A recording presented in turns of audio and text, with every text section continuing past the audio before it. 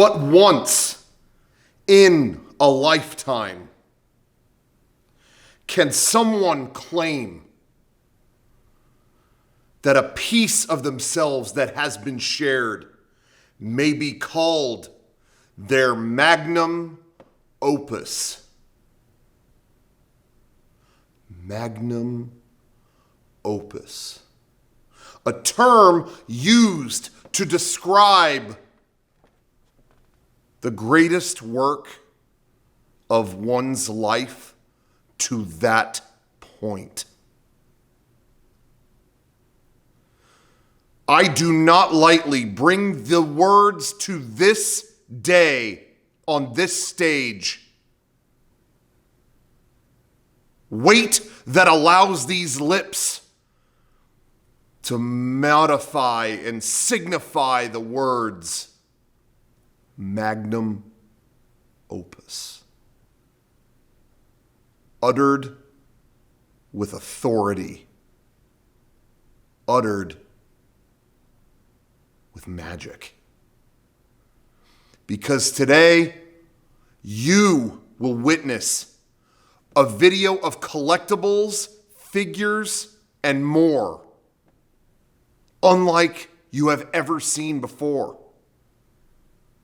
You'll see exclusives from summer conventions that will make you think, shit, man, how'd you get that? Damn, did they sell that online? No. No, they didn't. I now present to you a proud presentation of Rocco Botte in the Figure Update series. Figure Update, the Magnum Opus. The date, summer 2025, after the summer conventions have taken place. The collection I'm about to show you has countless exclusives. I already said all that.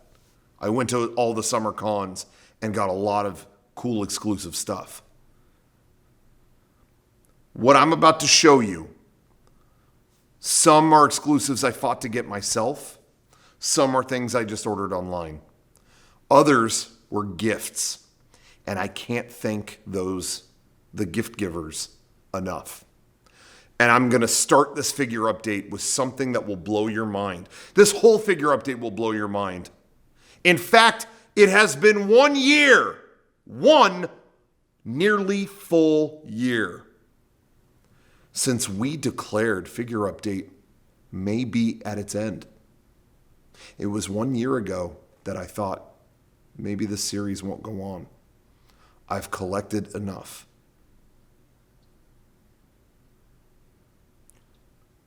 It was also 1 year ago that I got the big Star Speeder from Star Tours, and I still don't know where to put it. And it's just sitting on the floor of my office. And it did make me think, perhaps I've gone far enough. But as you know, so often since then, occasionally, I do another figure update. And this one is a little more soon after the last because of the summer conventions that I mentioned, and because of the generosity of those out there. And due to that generosity, this will be the greatest figure update to this point, my greatest work. So without further ado, first I will show you this. This is a gift that arrived before Comic-Con. We were getting ready for Comic-Con, arguably the show that has the most cool exclusive stuff. Hard to get. This company puts out some of the best stuff every Comic-Con. The week before it happened, a gift showed up at my door. I guess I talked about this in some video or podcast or something to that effect. But what you're about to see was sent purely out of their generosity. I've talked about them on a past figure update. That figure update has a powerful alliance with Mondo. Mondo, who have over the years created so many visually iconic posters, vinyl records, and figures. And they sent me one that I brought up that I couldn't find or never got, and I couldn't believe it. Legitimately, this showed up at my door the week before Comic-Con. Mondo! Are you kidding me? This is... You know who it is. I was going to say read the box, but it says Spider-Man. This is Venom! And not just Venom. They sent me the rare collector's edition, Mondo exclusive collector's edition. Oh, look at that. Ow, Jesus. Inside. First of all, it's not just Venom. This is animated series Venom. So they made him kind of cel-shaded to match what he looked like in the animated series, which was one of my favorite animated series growing up. The animated Spider-Man, animated X-Men, obviously Batman the animated series, but this Venom looked so incredible. 1/6 scale collectible Venom. Let's open it back up and not hurt ourselves this time. So the packaging is right out of the animated series, and look at that. Look, cel-shaded with all the accessories. I'm in disbelief. Mondo, I can't thank you enough. Mondo has been a strict and dedicated partner and just supporter of Figure Update. They sent Man-Bat before, this now, and there's more to come, what I've heard. There's something maybe on the way soon, so I'll keep you posted, but I can't believe this. I'm truly in disbelief. Mondo, thank you so much. Anyway, okay, so you can see that for yourself. I haven't taken it out of the box yet, but I'm going to display this, post pictures, and a lot of them. This has a lot of other pieces. Obviously, you can put the Eddie Brock head on there, but he also has a hand that's holding Spider-Man's mask, and I think that's kind of cool. I might pose him with that, like he's holding that. He's got his licking tongue. He's got that Gene Simmons effect going on. I'm in disbelief. This was such a cool statue. It's sold out everywhere now, as far as I know, but they had one on display at in Avengers, whatever. There's something right outside of Disneyland. They had a statue, and I was blown away, and they heard me. Thank you, Mondo. Mondo, I can't thank you enough. So what a great start it was to the Comic-Con season, because Comic-Con is one of the biggest weeks for us every year in terms of it's in our backyard. Kind of takes every waking moment, at least for me.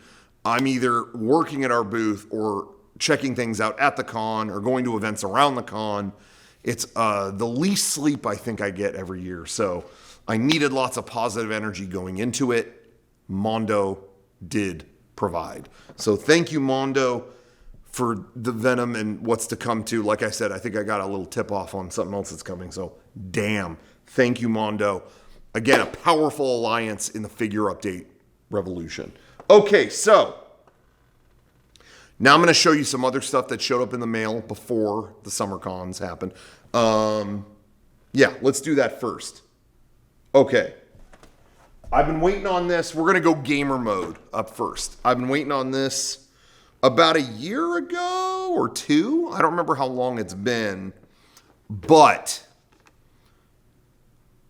I love that they did a Figma figure of, what's her name from Xenoblade Chronicles 3? Mio? I'm blank. When the camera's on, I can't remember names. When I'm just sitting by myself, I can remember them all.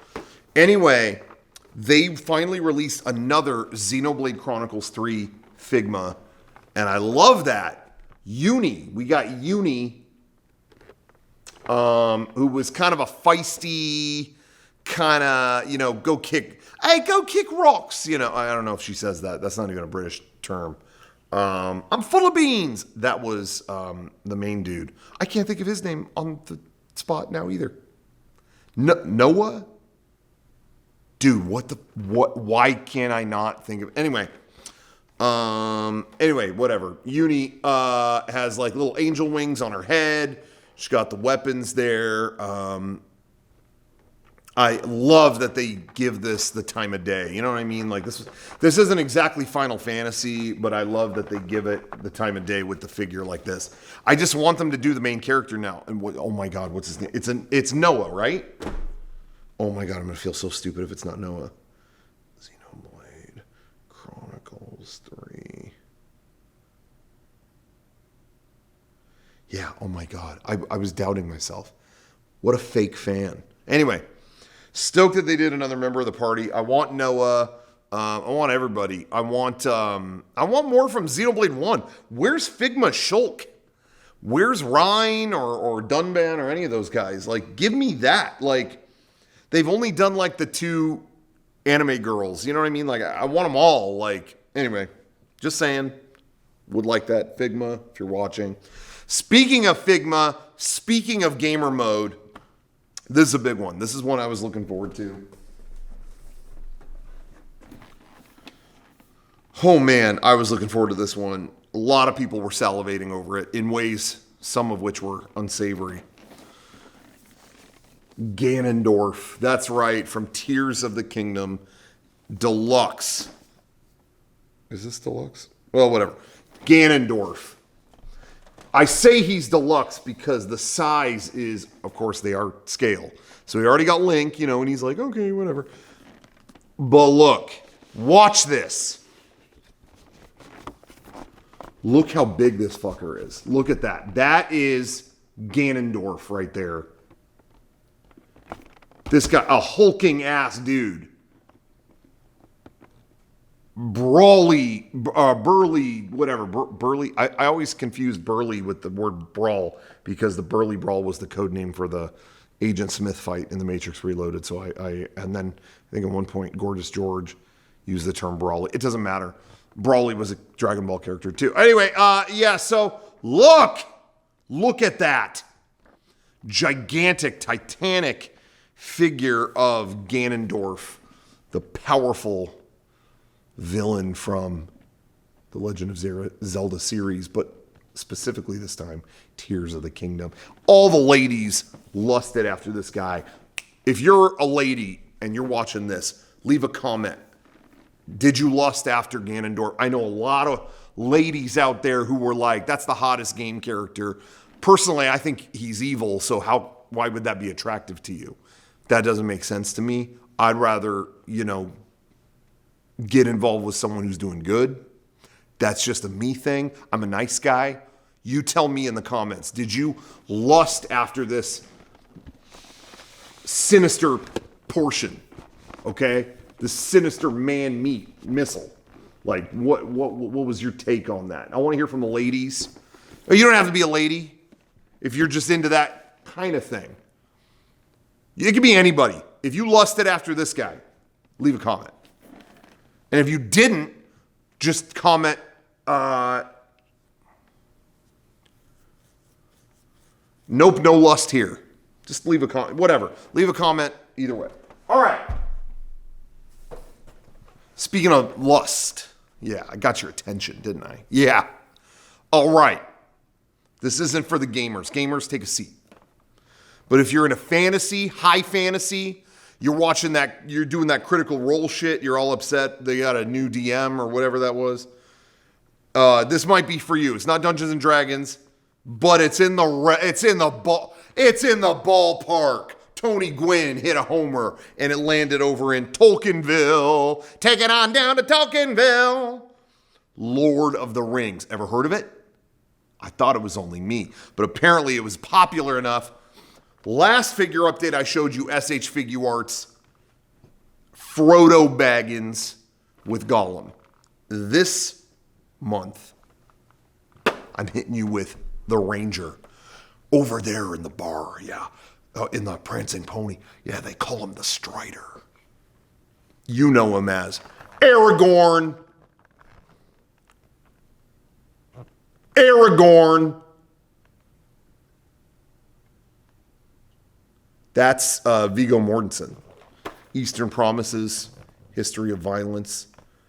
And guess what? The crazy thing about this figure, the foot on the figure is snapped off. That's when he kicked an orc's head. And that really happened in the factory. Anyway, isn't that amazing? They're doing all, I love that there are no good Lord of the Rings figures. The only thing is, and I'm so glad they're doing them now, but the only thing that sucks is I already have in my home, like I already have shelves for the different series that I like.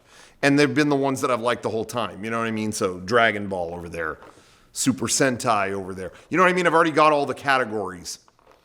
So a couple years ago when they started doing Indiana Jones stuff, it's like, oh shit, I got to carve out like an Indiana Jones shelf. That was hard enough. But now I got to find a Lord of the Rings shelf because they're dropping dope figs for that. So I don't know what I'm going to do. So far, I only have Bilbo and this asshole. So I got to find a place for the Tolkien nuts. Wish me luck. I've been getting shelves. I'm doing that IKEA thing. I'm trying to alleviate the situation. We'll see how it goes. No promises. Just Eastern Promises. Vigo. All right. Gamers, sit back up. Get your ass back up. I'm back on it. I want everyone to know we're back in this.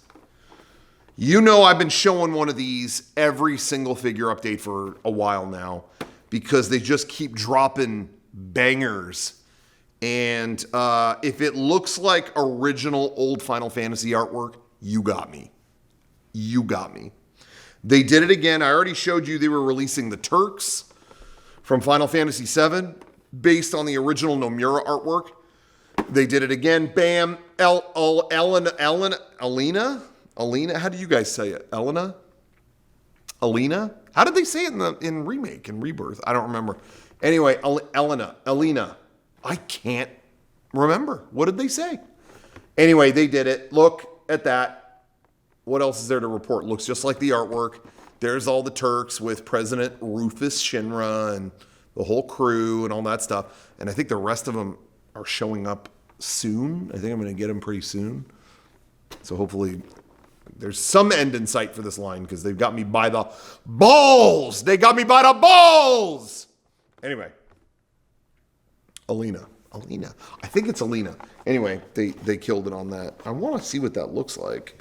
Maybe I could just pop this open real quick just to look at it. We don't need to unbox the whole thing. But, yeah, they're killing me with this static art. What is it? Bring Arts. I always call it static art. The Bring Arts line has got me by the scrote because every time they release another one, they're really like not well priced and they sell it like it's a pain in the ass. But they got me. That doesn't quite look as good as the package.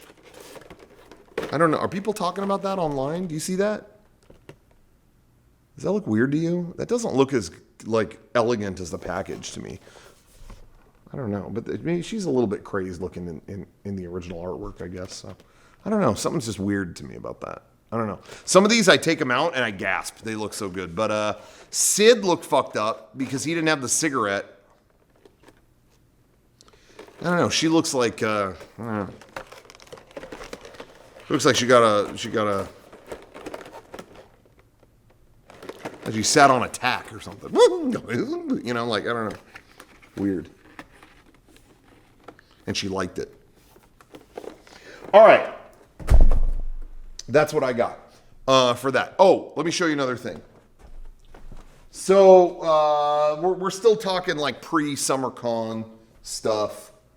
I want to share something kind of cool. The guys at Super 7. Well, you know what? No, I'm going to save that because I got something to say about that. I'll share something embarrassing first, and then we're gonna move on quick. I beat Death Stranding 2. Kojima, another banger. The man has done nothing but bangers. Is it any mystery that he delivers another one? Death Stranding 2, loved the game, thought it was phenomenal. It's funny, I was really enjoying it. I was loving being back in that world, but I remember I was like 60 to 70% through the game. You know, and I have a lot more side stuff I could still do, so I want to go back to it at some point. But I was like 60 to 70% through the game. And I was like, this is great. This is a lot of fun, solid game. But I wish it had some of that Kojima hot sauce on it. You know what I mean? Like, it was a little bit dry. It was a little bit, you know, Death Stranding is full of technical stuff. It's full, you know, it's kind of murky. And this was that, but I wasn't feeling that Kojima hot sauce. You know what I mean? That little zest, you know, the kind of crazy pills that he slips into, you know, like Snake Eater. You know, you meet a guy who's shooting lightning out of his fingers, and you got, you're fighting a bee man, and you know what I mean? Like, I'm missing some of that wacko juice, and it's like the PS5 heard me, because then I hit the last like big chunk of that game, and that shit flew off the rails. I was in hog heaven, and I loved how it ended. So I won't spoil it for anybody. I'm not going to go any further into it than that. But man, if you're waiting for that LSD flavored cereal, you know, that Kojima's been doing in some of the past stuff, I was feeling fed. I was well fed. We were eating good. All right, but here's the problem. Side effects. He's got me buying this shit. Are you kidding me? This is the data scientist in Death Stranding. You in DS2. You drive and you go to a data scientist, and you find out they're a VTuber, Piccolo. And this character I loved, and she gives you like a bunny hat where when you're running around, Norman Reedus is going Piccolo, you know, or whatever he's saying, and he doesn't run out of stamina. And I just thought it was so funny. And then I find out, well, yeah, this is a beloved VTuber with tons of merch. So then I'm walking around in LA, and I see this shit. There's a pop-up parade figure of Piccolo. I'm like, well, it's basically a Death Stranding figure, as far as I'm concerned. So now he got me buying this shit. Now I'm posting this online. People are thinking I'm part of the VTuber movement. Well, I am, but how I got there, that's not fair. To get intercepted through gaming. So now I got this. Now I'm doing VTuber. I'll probably be at the VTuber night at the Dodgers game now. Probably be singing Take Me Out to the Ball Game with this anime girl who has like one fang. You know? Ah! All right. I'm going to segue into Comic-Con stuff. No. Before that. Okay, Anime Expo stuff. No. Even before that. No, we'll talk Anime Expo. I didn't really get any figures at Anime Expo. It's so funny. It used to be back in the day, I would kind of blow the most dough at that con because it's just wall-to-wall anime figures and parts of the convention center and stuff like that. But I feel like I'm on my shit enough now that I know what I want. You know, I don't just see Goku, I got to buy that. Oh, Bulma, I got to buy. Like, I'm kind of segmented in my way. I already kind of like know what I want. You know what I mean? So, I didn't get any figures there, but they had one booth. What is the name of this booth? Ejon Limited, I think. I just said it twice. And they had walls and walls of Bayonetta stuff. This is not a figure, but they had plushes, and I'm talking like plate sets and purses and tote bags. I mean, you name it. They had so much branded Bayonetta stuff. But I felt so bad because before I went over there, I had heard from many of my friends that the booth was extremely cool, but it was so expensive. And I was like, oh, okay, well, let's go check this out. And I went on the last day to take a look, and they had actually marked everything down. I showed up at a good time because they had marked everything down. But the guy who was at the booth, I don't think English was his first language, but he told me that they were from Hong Kong, I think. I think that's what he said. And that they had so many U.S. orders, they decided to come to the U.S. But by doing that, they incurred the wrath of so many tariffs. I love those tariffs, man. They've made everything just a lot better. So anyway, and it's frustrating to talk about. I'm not gonna get into a political conversation, but it's frustrating because there's still people who think like someone else is taking care of the tariffs.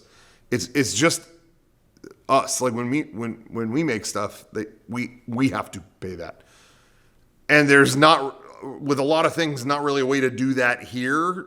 And won't be for many years. So it's like, what do we do? So it's super frustrating. Anyway, but I guess they got hit with that on the way in, and they were like, so everything had to be expensive. So like little plushies were like $60 and stuff like that. But they marked it all down on the last day. And I wanted to support them. I got a plush. So pretty cool. You don't see Bayonetta stuff that often, so I went and picked that up. But that was kind of the only toy, figure, collectible, whatever I got at Anime Expo. Other than I got a little like Unit 1 gun, but it looks too real. So I think YouTube would probably demonetize me for firearm. You know, they'd be like, "What is this, FPS Russia? They're back." Anyway, all right, real quick, some things that fell between the cracks. This is a good one. This should not fall between the cracks. I'm telling you, this should not. And if it does, that's disgusting. This was a premium Bandai pre-order that I think I pre-ordered a year ago, well over a year ago, and it finally showed up. I can't believe it didn't happen till now. Straight up, I can't believe it didn't happen till now. One of the fan favorite like B character, C character, D character in Dragon Ball is Zarbon, one of Frieza's henchmen. And then at a certain point, he gets fed up, and what happens? He goes beast mode. He like literally becomes a beast. He's a handsome guy who turns into an ugly monster. Zarbon, true power. They finally did SH Figuarts. Zarbon, true power. Look at that. This is one I've been waiting for a long time. My whole life, I've never seen a figure of this. Is that crazy? Maybe no one knew quite how to execute it or what. I don't know. But one of the most iconic moments, monsters, whatever, in the show. And they never made a figure of this? Like, how is that possible? I just don't get it.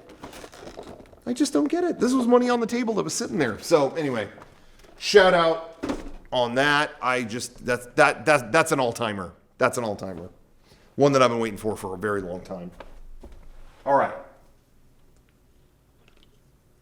Wet the pipes. Okay. I'm going to segue into San Diego Comic-Con. Huge show for figures. Not even a question. I'm going to segue into it, though. I got a couple things to talk about. Okay.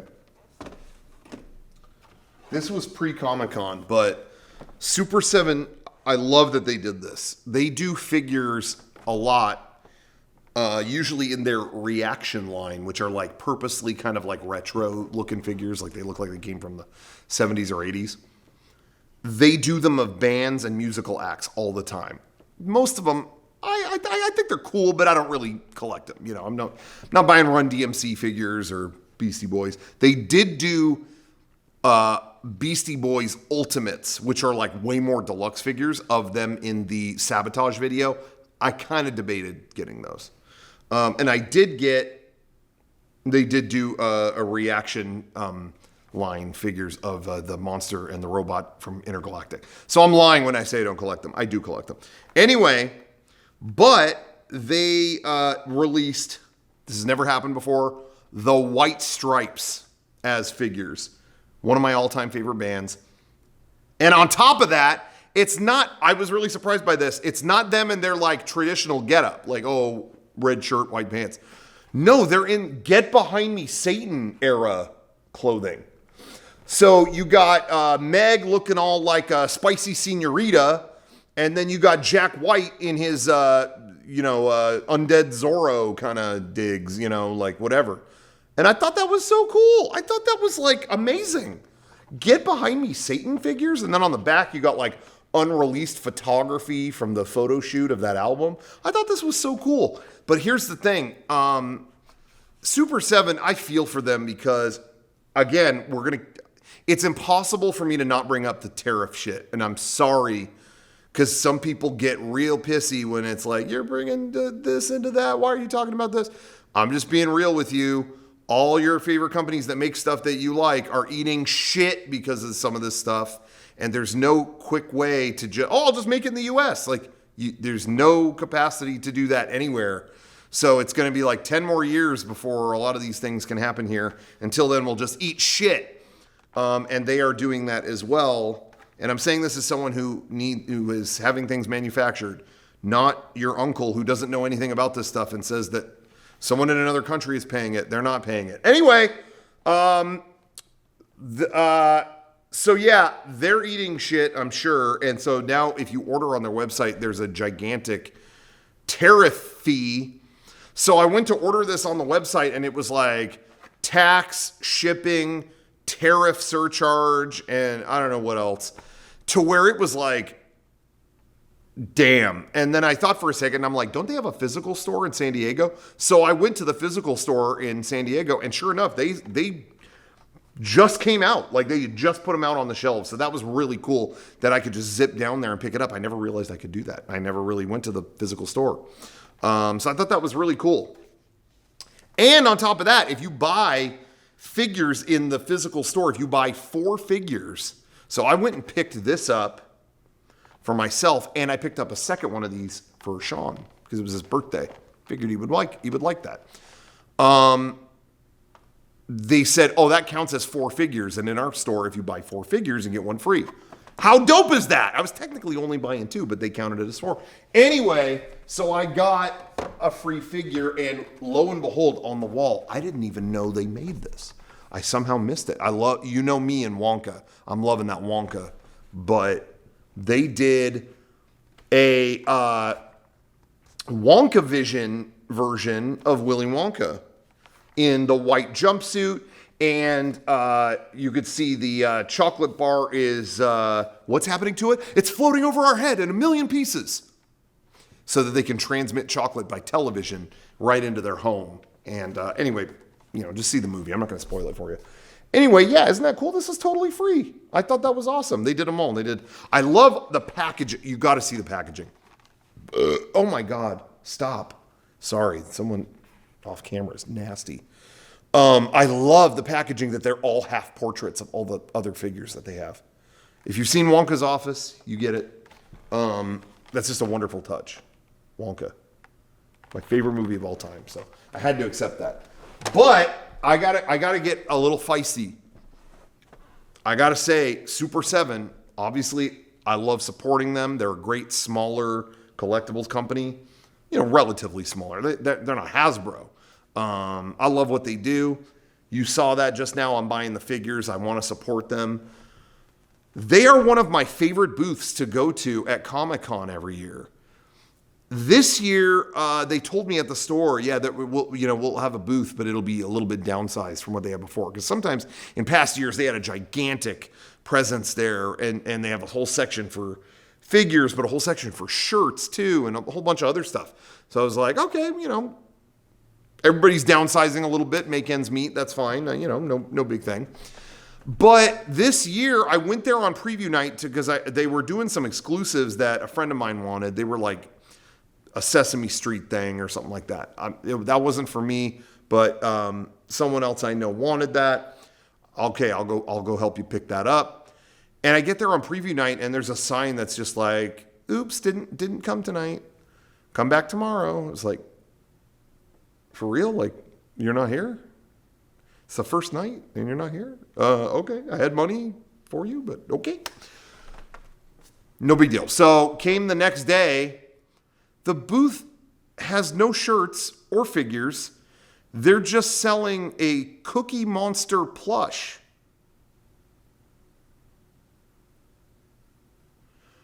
Okay. Which is weird because like I shop at that booth every year. Like I buy a bunch of stuff. Am I the only one? That just seemed kind of crazy to me. And now what they did do, which was really cool, is at their physical store, again, it's in downtown San Diego, so it's only blocks away from the convention center in which Comic-Con takes place. They did they themed their whole store to be Godzilla themed. So they had a big ass Godzilla head over the door, and like it was all like caution taped, and like it was really cool. And they sold exclusively Godzilla stuff at that store.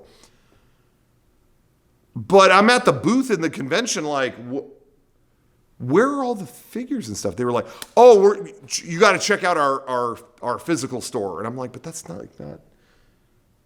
I have to leave the event to go see that? Okay. What about all these other exclusives that were announced? And they did. I'm sorry. I love Super 7, but I got to call this out. This was happening a lot after the pandemic, but has since gone away mostly. But they did. It's a cardinal sin. I'm sorry.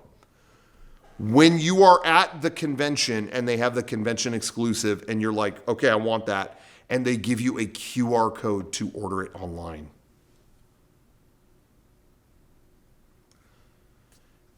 Guys, I came to the convention. I fought to get the badge. I drove here. I got to the event.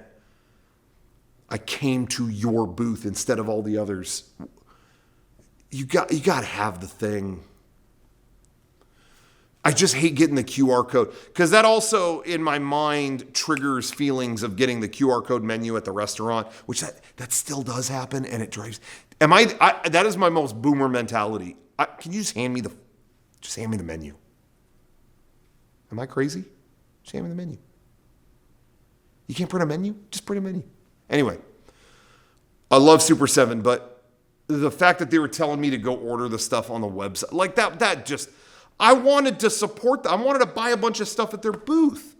And either I had to go online and pay all these shipping fees and other fees and stuff, or I had to leave the event and go somewhere else in the city. I don't know, man. That just, that was a bummer. And if they had to do it, if that was something they were forced to do, so be it. I definitely cut them some slack because they've been awesome for a long time. But man, that hurt. I'm just vocal. I'm just casting my vote. I'm not saying they suck or, oh, those guys, I'm not, nothing bad. I'm just casting my vote. That was a bummer. So hopefully it works out better next year. I hope it does. I hope those guys are doing well. I know they've gone through a lot with everything happening. So I hope they're doing well. And I hope to go to a booth packed full of figures next year. Otherwise, I'm going to complain again. All right. Sorry, I got to wet the pipes. It's important to wet the pipes.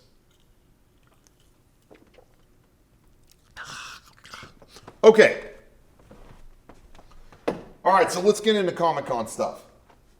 All right. First of all, this is not a figure, but I got to talk a little bit about Comic-Con this year.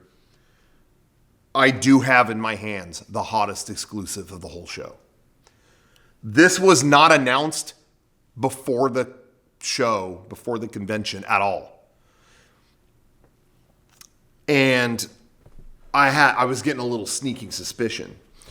Out of nowhere, our booth, we were setting up during Comic-Con. We were setting up. And I realized in the same aisle as us, just like 4 booths down, they're setting up a Tron booth. If you know me at all, I am Tron pilled. I am light cycle pilled. I am a Tron nut. So I was very happy to see this. I'm seeing glowing red. I'm seeing a light cycle. I'm hearing Nine Inch Nails playing. So I'm looking around and I'm like, okay, what's going on? And then what's that? There's a little sign that says merch line here. They're going to have merch at this booth. And I haven't heard anybody talk about it. So I waited. The hall is now open. And then I walked right up to the register. I was the first person at the Tron booth at Comic-Con. And I said, what all do you have? And he said, we got a shirt. We got a hoodie. I was like, I want both. I'm going to be I'm going to be decked out in Tron. The hoodie ended up not fitting. Somebody bought it off me. I kept the shirt. It doesn't matter. But then they said, oh, and we got this vinyl record that is die cut from Nine Inch Nails. And I was like, oh, can I get like a few of those? Can I just get like a few of those? Oh, I don't know. I'm not sure. It may just be one per person. I'm not sure. No one knew. They had just opened, so they didn't know what they could or couldn't do. So he just went, well, you know, I guess we'll see. And he rang up more than one. And then the next person at the register over from me, they're ringing him up, and that's when the manager comes up. Yo, one per person. And so I'm like, ooh, Apple Pay. Ooh, bye. Okay, bye. And so I walked away and I got him. Now, I'm not a scalper. I got them for my friends. Kevin got one. I think I got one for Derek. Someone got one for Garrett. Someone got one for Garrett, but it wasn't me. Anyway, but I was the first to get the Tron Ares vinyl. See that? Comic-Con exclusive. Anyway, the reason I bring this up is it became, the word got out after that first, it's like, wait, they have there's a Nine Inch Nails record you can only get at Comic-Con. And it was interesting too. It was definitely run by it was not like Disney running the booth. As far as I know, it was like Interscope Records, I think, because all the stuff, like I got a receipt and all that stuff, it was all Nine Inch Nails. It was all branded Nine Inch Nails store. And the weirdest thing was, and I made a tweet about this that kind of, I'm not going to say went viral, but it got a good amount of traction, that in this Tron booth at the very end of it, there was a shelf of Funko Pops and other figures. I was like, why is that in here? And there was a sheet of paper with someone's number on it. Like, hey, if you want any of this stuff, just call me. I'll be near. I was like, what? Found out later when I tweeted it, someone reached out and who knew the parties involved and said that I guess that guy worked out a deal with his buddies at Interscope Record to let them use that booth space. So... and then the deal was that he would have a little shelf there in case anybody saw anything they wanted, they could buy. I thought that was so funny. And at the end of the convention, as we were leaving and tearing things down, he did show up, and I said, like, he was like, you're the one that tweeted about me? Oh my God. So we had a little moment there. That was cool. He was a very nice guy. Anyway, the rarest exclusive of the convention. They only made a couple thousand. I got 1760 out of 2,500. Yeah. The Tron, the Nine Inch Nails single, As Alive as You Need Me to Be, is that what it's called? On one side, and then it's printed on the other. They just did some, Tron-esque printing there. But anyway, and there's like hacker shit on the label. But the word got out, and every morning we saw people lining up for this.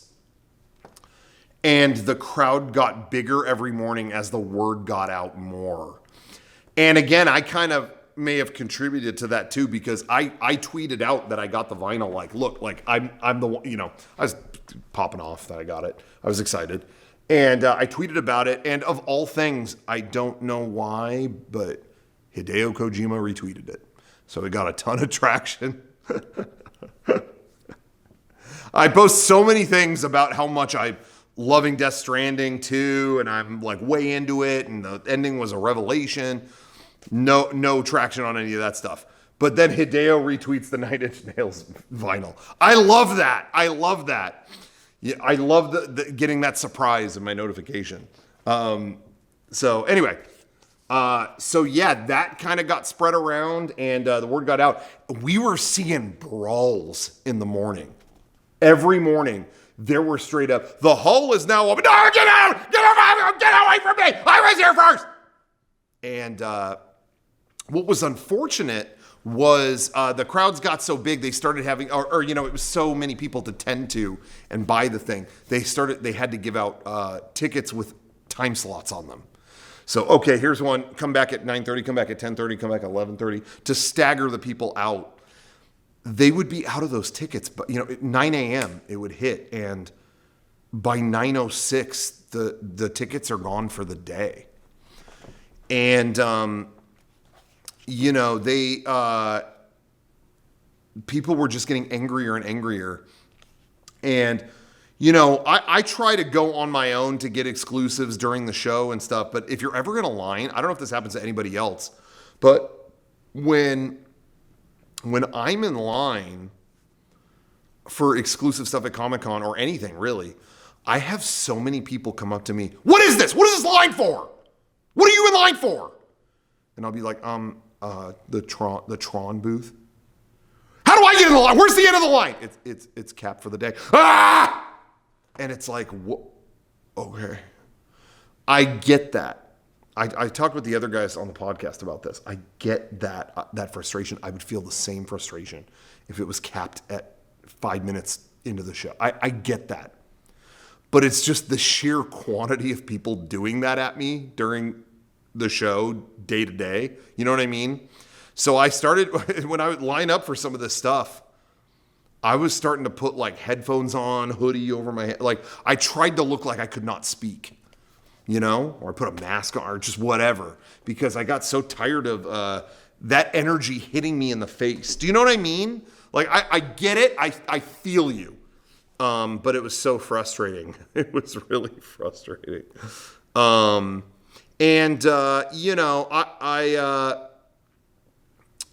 was, anyway, that, it seems like this show went really smooth this year. Comic-Con went very smooth. I listened to a lot of podcasts a couple different podcasts where they talk about that they went to the show, and because a lot of people do, and it seems like everyone had the same consensus where it was like everything was super well run, but then all of them, when they went to the negatives, it was the Tron booth was a massacre. Like it was just not prepared for that. But that being said, the staff that ran that booth, they were given a difficult task, and I thought they did their best very well. And I thought we met them and everything. They were wonderful people. That's a bummer that it had to go that direction. And got so hostile at points. But anyway, that was the low light for a lot of people, was like getting that Tron thing, man. Oh my God. So anyway, I just wanted to brag that I got it. There was a huge line of people, and at one point I had two, and I was going like, I'm just saying that so I get negative comments. I didn't really do that. Anyway. All comments are engagement. So if you love that, if you hate that,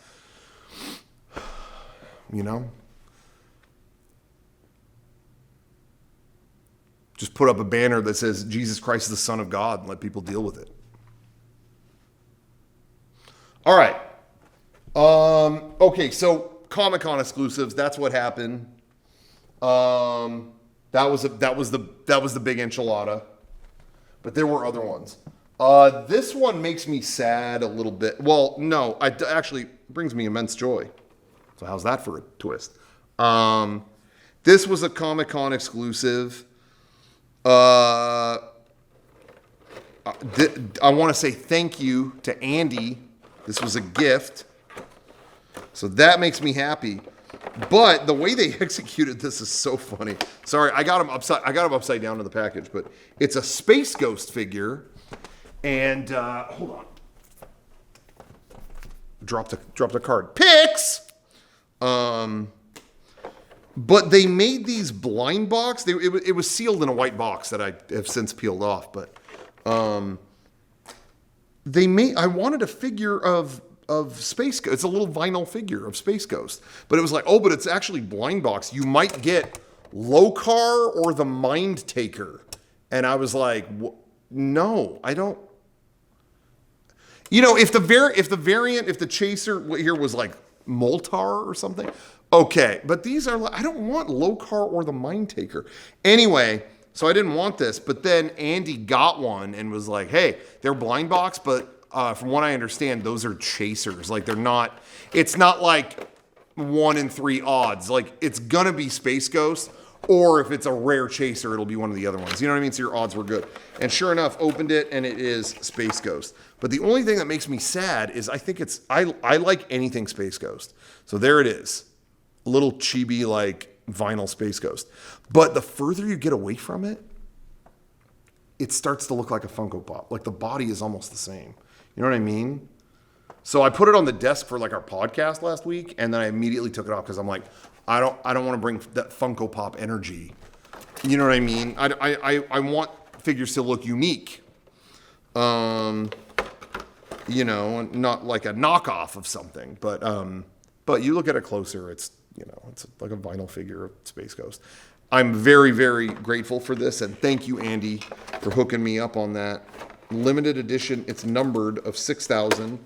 Event exclusive, but it doesn't say Comic-Con exclusive, so I wonder if they'll bring some of these to other events. I always look for that. Where's that Comic-Con logo? Because you have to pay extra to use that logo. You know what I mean? I've looked into this before. For our own stuff, you have to pay extra for that. So you got to make it count, you know? So I bet you they're going to bring this to some other stuff, if you ask me. But we'll see. All right. Speaking of another Comic-Con exclusive that, you know, I know people are going to groan. You're going to have your little, ooh, I have my opinion on this. Whatever. Our friends at 100 Soft, for years now, have had a booth across from us. They're the people who do those dumpster fire figures. That crowd was getting bigger and bigger. And the area that we're in at Comic-Con is mostly like independent artists, like typically internet-related stuff. Like things from the web. It used to be back in the day, in the early 2000s, they had a giant banner over our area that said web comics. But it's not really like everything's a web comic now. You know what I mean? It's like everything's on the internet. So, but anyway, 100 Soft was part of this, and their booth got bigger and bigger with more and more people trying to get these damn dumpster fires. That it was basically like, yo, you're a figure vendor. Like, get out of here. So I think they got moved. I don't know if it was by their choice or Comic-Con's choice, but they moved to the very end of the hall. So now they can form a big old queue.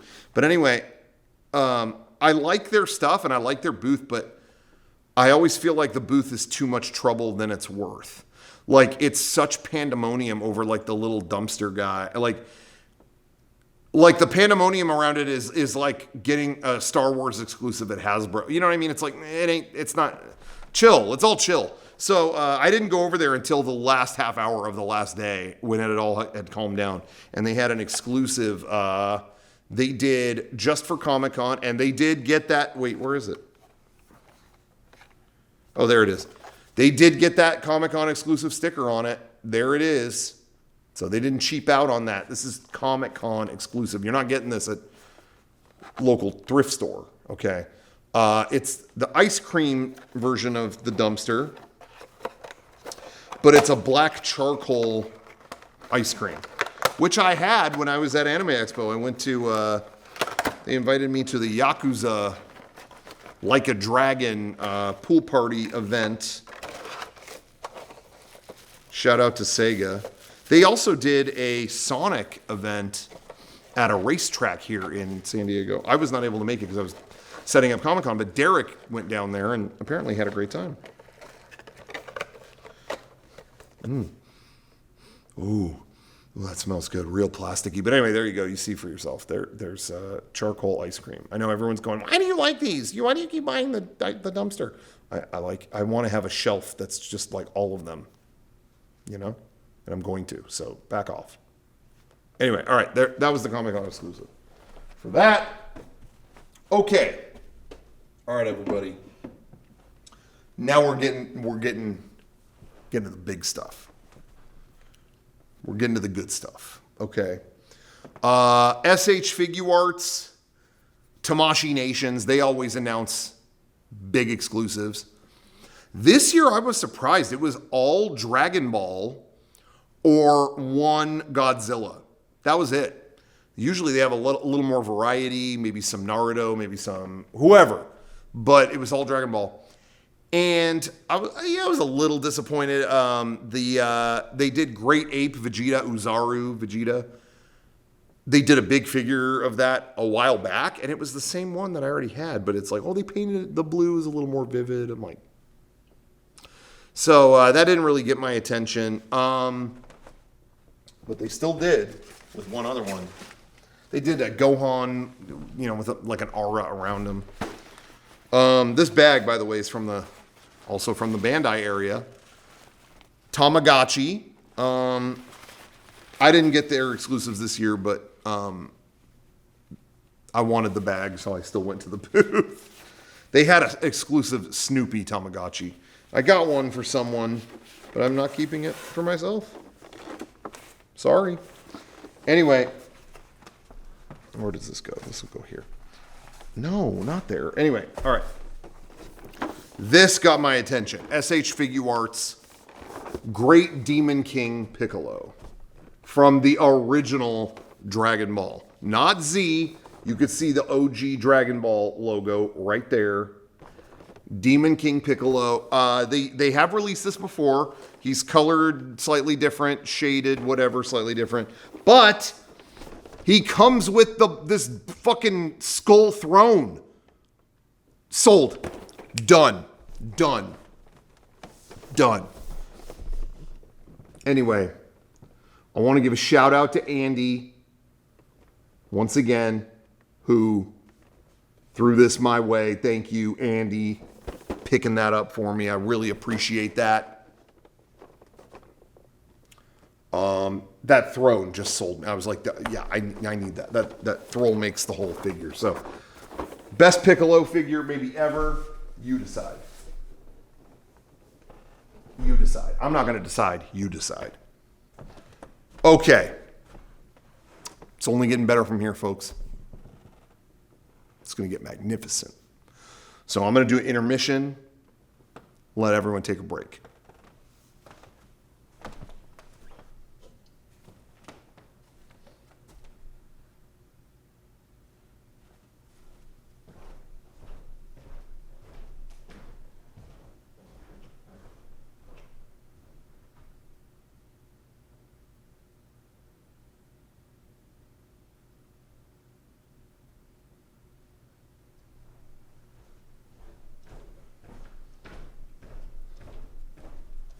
All right, welcome back. Hope you used that break well. Now we're getting to the cream of the crop. I'll tell you right now. Okay. Star Wars nuts. You've been sitting there patiently, and you shall be rewarded. This I thought was this is, to me, the best a con exclusive can be. Where it's celebrating an anniversary, it's bombastic, it's triumphant, it's celebrating something that everyone loves. But I almost wonder if this exclusive is too good. That could be a problem. And I'll explain why. This is the exclusive from Hasbro. And I want to say shout out to Sean, not this Sean, Mega 64 Sean, but a different Sean who swooped into the Hasbro booth, grabbed this for me. Thank you, Sean. I can't thank you enough. If you're watching this, you know who you are. It is the 20th anniversary of Revenge of the Sith, the Star Wars Revenge of the Sith, Anakin versus Obi-Wan duel Battle of Heroes box. What is that? Watch this. The slip cover comes off. Oh, it goes back on. Nope, it's off. There it goes. Look at that. The final duel. Well, not final. I guess they do technically fight later, but the duel of Obi-Wan versus Anakin. Evil. There are heroes on both sides. Evil is everywhere. And it's them fighting on a platform surrounded by magma, different thickness blades you can use. You can have regular blades, but also ones that have that like wedge shape, so it looks like they're motion blurring. You know what I mean? Like it's got that. They look amazing. This is one of the best exclusives they have ever done. Comes with the magma, the platform, the figures. I mean, you name it. It's all in here. It's the 20th anniversary of Revenge of the Sith. What better way to commemorate that? They killed it. Now, I wonder if it's too good. And why I say that is, I kind of feel... Now, in terms of hype, it doesn't get better than this. But I feel like this is something so universally wanted. Should that be a Comic-Con exclusive? I just feel like the Comic-Con freaks are gonna, if you got an exclusive, they're coming for it. And I feel like the Comic-Con freaks, and I say that affectionately, I am one, they're coming if you got the most obscure shit. Like, maybe the retail audience at home or out in the stores, maybe they're not going to buy Bib Fortuna and whatever. I'm just making shit up. Maybe they're not going to buy the Rancor Keeper crying with the other guy. That might not do well at retail. At Comic-Con, that shit will sell out. So it makes me think, shouldn't they do that as a Comic-Con exclusive and have something as monumental as the final battle of the Star Wars saga, if you are going just by what George Lucas made, in a box set? This seems to me like this should be something available everywhere. Am I crazy? I don't know. They did put some online, but it's been selling out like crazy. I don't know. That just seems weird to me. But I was stoked. Like, hey, as someone who goes to Comic-Con, I was stoked to be able to get that. But I'm like, yeah, I imagine other people are probably upset that they can't go to the event and just easily get that. But I now know what that feels like, because they just showed that, I guess, New York Comic-Con is going to have its own exclusive. And it's one, I hate to say this, I want it just as much, maybe even more than this one. It's going to be another 2-pack, and it's fucking Palpatine getting fried by Mace Windu. Like, Mace Windu's blocking his lightning. It's the unlimited power. You know what I'm talking about? Like, the unlimited power 2-pack. They're getting that. Well, I'm not at New York Comic-Con, so I got pissed. And then I'm like, that's what that feels like. So I don't know. I just feel weird about that. But no denying it. That is one of the best. If you want to get into it, this is one of the best Comic-Con exclusives I think they've ever done. You tell me if I'm wrong, but I just think they nailed it. They knocked it out of the park. But I question the strategy. Not on my behalf, because I love this, but just if I was them. I don't know. It just seems weird to me. Okay. All right. Real quick, this fell between the cracks. More stuff from the crack. This just showed up moments before filming. Again, it's the Revenge of the Sith 20th anniversary. Star Wars fans, you're eating good. But anyway, they have been doing this with the anniversaries of some of the movies, the prequels and stuff. That they release new figures from that movie, but then put it on a card from that era. And so they did Black Series Magna Guard, which these are the robot guards that were guarding General Grievous. But they put it, check it out, even though it's 6-inch, they put it on a big-ass version of the old 4-inch figure card from 2005. Do you know what I mean? Like, it's the Darth Vader, which it's kind of weird. They put all the figures on this artwork. This artwork of Vader kind of looked like it should be like on the side of a van or something. Like, not that it's bad, but the style was so not, I don't know. It's like exaggerated. I don't know. It's weird that they went with this, to me. the artwork in the back of Vader. You know what I mean? But no complaints here. This was a dope time to be a Star Wars fan. All the Revenge of the Sith stuff was happening. The saga was concluding. Like, that was unbelievable. But anyway, I always thought these guys were cool. Surrender, Jedi scum, or however they talk. You know what I mean? I just popped in the plastic there. Okay, I fixed it. But I don't know if I'm going to leave it in the box or open it. I wanted to open it, but I like that it's in the vintage packaging. You know what I mean? I don't know what to do. They did the same thing with episode 1. Did they do that with Attack of the Clones? I don't think they did. Did they? I think Attack of the Clones. But I feel like I did see bigger figures on those white Stormtrooper cards. So maybe they did. But I thought it was for like the Clone Wars show or something. I don't know. How come they haven't done a better version of General Grievous? Like, he's like...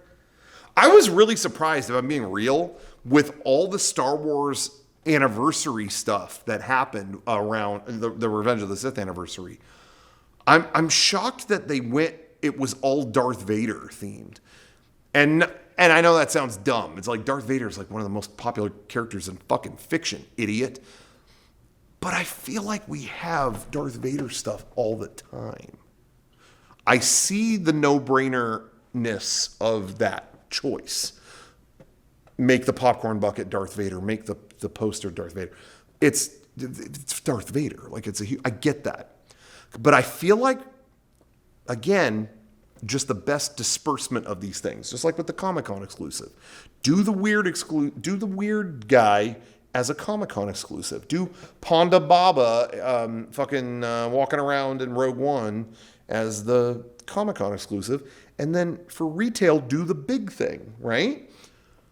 Let Darth Vader merch sell all year long.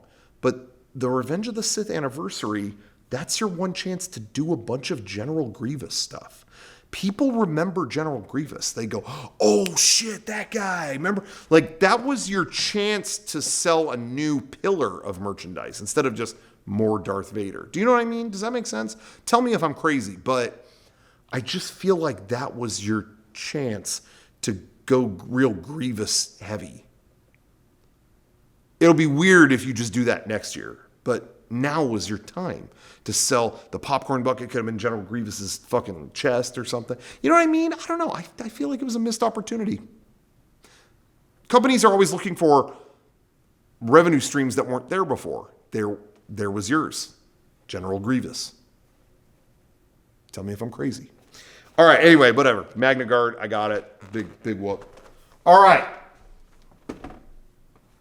I didn't even want to talk about this. I didn't even want to talk about this on here.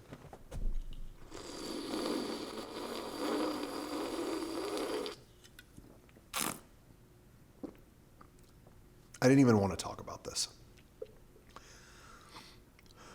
Because what I show you in a moment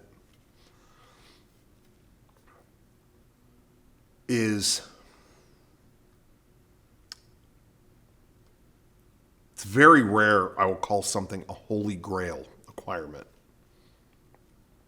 This is something that I've talked about on past figure updates. Even on the last one, I hyped up that I knew at some point soon this was coming. But when? Where? This is an all-time, and I'll say maybe one-time type of acquirement for the collection. Because something this big, it can't happen often. And it won't. Because they tapped into a very specific, obscure thing that I love. And did it with such perfection. What I'm about to show you might be not only figure of the year, figures of the year, they might be figures of the decade. They're that good. And I'm that blown away. And they tapped into a very, as I said, specific interest. Everyone on Earth has done Mighty Morphin Power Rangers stuff. But it's very rare that any of them do the shows that followed. When the show changed its name, changed the suits, After Mighty Morphin Power Rangers, the show became Power Rangers Zeo, then became Power Rangers Turbo, then became Power Rangers in Space, and so on. But they never tread into that territory because Mighty Morphin Power Rangers is an institution. It's a classic. One company not only bucked the trend, they did so with such quality and care. They made something unforgettable. 3Zero, a company that I don't have much from, but only several months ago acquired one of the Gold Ranger from Power Rangers Zeo. It did ship and I got it. And it's incredible. But I mourned the fact that I was supposed to get the box set of all 5 core Zeo Rangers. That box was lost to the ether, I think because of tariff costs, other things to bring it into the US. It wasn't happening. So for months and months, I didn't know where it was. I looked into this.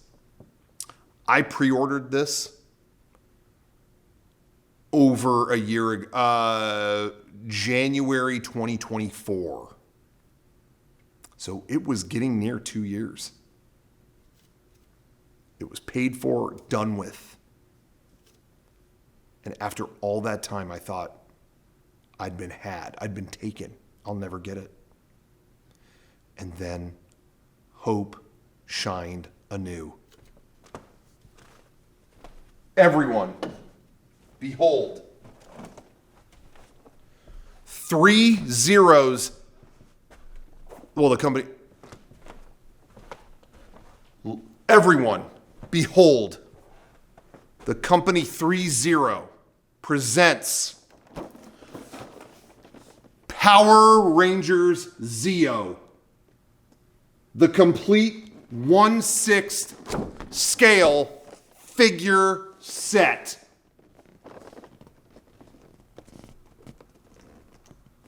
All 5 Rangers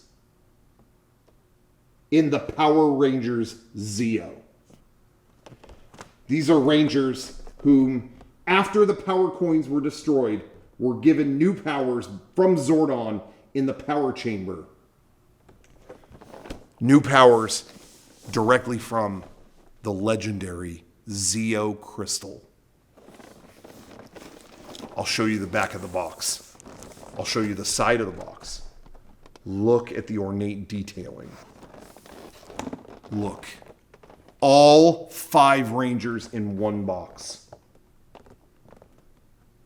And you can buy the Rangers separately, but by getting them all in one box set, you get a special hand for each one of them. I think like they're like waving in the air.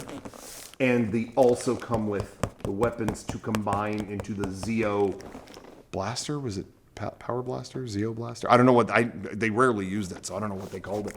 But anyway, you can form all 5 weapons into one. The figures are clothed in spandex, just like the material from the show. The helmets, perfect detail. Their armor, their belts, all perfect detail to what is seen in the series. I had a floating shelf installed in my home just for those figures. And I did it early 2024, thinking they would be just around the corner. And they never came. After all this time, they finally came.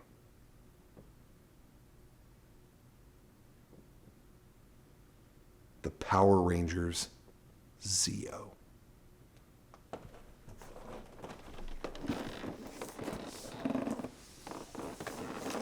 Moment to silently appreciate.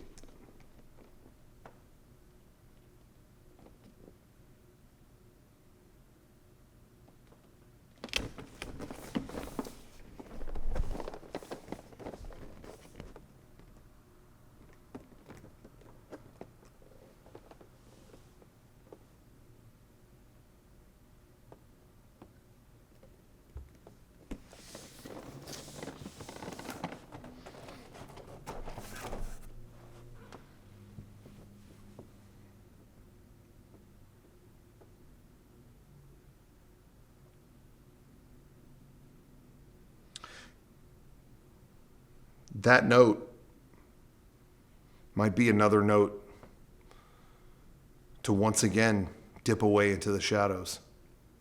That may be the last collectible I need for quite some time. So with that, I bid you adieu for who knows how long. Maybe for good. But not before I show you the last Comic-Con exclusive that I got. And my favorite of all of them.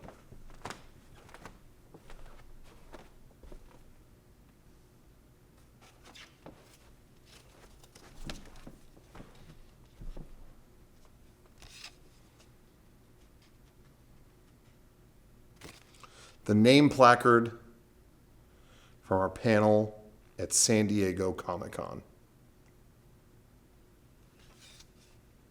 Only one person gets this.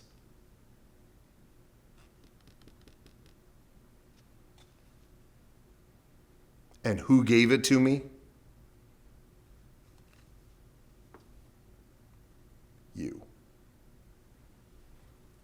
Thank you. Ooh, is there a bug in here?